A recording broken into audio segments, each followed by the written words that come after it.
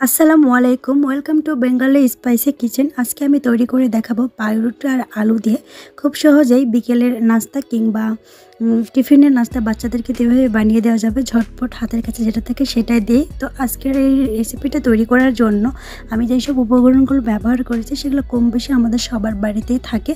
তো আমি এই রেসিপিটা শুরু করার আগে একটু দেখিয়ে দিচ্ছি যেটা বানানোর পর ঠিক কেমন হয়েছিল। তো আপনারা যখন বানাবেন তখন এটা তেলটা টিস্যুতে ঝুরতে দেবেন, তাহলে এতে করে এত তেলে থাকবে না। আমি আসলে টিস্যুতে না দেওয়ার কারণে একটু তেলে হয়েছে। তো যাই হোক, এখানে আমি 2টা আলু নিয়ে নিয়েছি। আলুর খোসাগুলো খুব ভালোভাবে ছাড়িয়ে নিচ্ছি।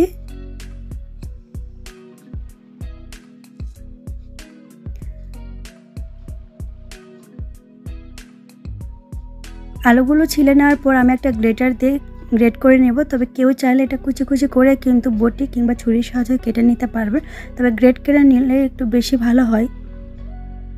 গ্রেট করে নেওয়ার পর আলুটাতে আমি পানি দিয়ে খুব ভালোভাবে আলুগুলো ধুয়ে নেব। ধুয়ে নেওয়ার পর হাত দিয়ে চিপে চিপে যেই পানিগুলো এক্সট্রা থাকে সেই পানিগুলো ঝরিয়ে নিয়ে কিন্তু এই আলুগুলো অন্য একটা বাটিতে তুলে নিতে হবে। কোনো রকমের পানি যেন না থাকে সেই দিকটা একটু খেয়াল রাখতে হবে। তো এখানে আমি সবগুলো আলুই পানি থেকে তুলে নিয়েছি। নেওয়ার পরে একটা পাশে নিয়েছি। আর এখানে আমি 5টা পাউরুটির পিস নিয়ে নিয়েছি। পাউরুটির সামান্য একটু পানি দিয়ে আমি এখন একটু হালকা করে ভিজিয়ে নিচ্ছি। 2টা হাত দিয়ে কিন্তু চেপে চেপে যেটুকু পানি আছে পানিগুলো কিন্তু ঝরে ফেলে দিতে হবে। তো পাউরুটির পরিমাণটা এখানে আপনারা কম বেশি করে নিতে পারবেন। কোনো রকম পানি যেন না থাকে সেই দিকটা একটু খেয়াল রাখতে হবে। তো যাই হোক, এখানে পাউরুটিগুলো আমি চেপে চেপে রেখে দিলাম। তারপরে চেপে রাখা আলুগুলো এখানে আমি রেখে দিচ্ছি। আলুগুলো দেওয়ার পর এখানে বাকি মশলাগুলো দিয়ে দিব। এখানে আমি পেঁয়াজ দিয়ে দিচ্ছি 1/4 কাপ, ধনিয়া পাতা দিয়ে দিচ্ছি 1 টেবিল চামচ, ধনিয়া পাউডার দিয়ে দিচ্ছি 1/2 টিস্পুন, গরম মশলা দিয়ে দিচ্ছি 1/2 টিস্পুন, কাঁচা মরিচ, হলুদ আর শুকনো মরিচ গুঁড়া, লবণ সব কিছু আমি 1/2 টিস্পুন করে দিয়ে দিচ্ছি। আর এখানে আমি ডিমের পরিমাণ দিয়ে দিচ্ছি 1টা। কেউ চাইলে ডিমটা কিন্তু ব্যবহার না করতে পারবেন। এখানে সবগুলো খুব ভালোভাবে মিশিয়ে নিচ্ছি। মিশিয়ে নেওয়ার পর এখানে আমি ময়দা দিয়ে দিচ্ছি 1/4 কাপ। তবে কেউ চাইলে ময়দার পরিবর্তে এখানে কিন্তু চালের আটা ব্যবহার করতে পারবেন। খুব ভালোভাবে মেখে নেওয়া হয়ে গেছে। এখন এটা আমি গোল গোল করে ভেজে নিব। কেউ চাইলে চ্যাপ্টা কিংবা লম্বা শেপ করে কিন্তু এটা ভেজে নিতে পারবেন। তেলটা গরম হওয়ার পর এখানে আমি ছেড়ে দিচ্ছি।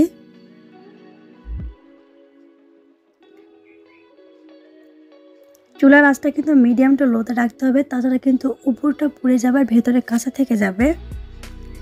তো সবগুলো আমি একটু অল্প আঁচে ভেজে নিচ্ছি।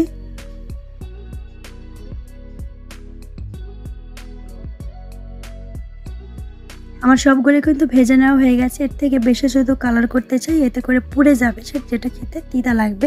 তো আমি একটা ঝুড়িতে করে এটা তুলে নিচ্ছি।